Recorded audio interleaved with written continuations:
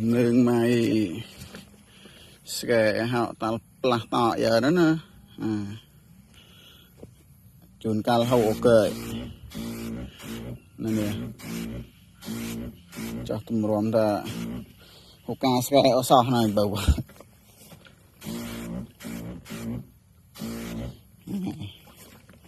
đó sẽ nâng khẽ cái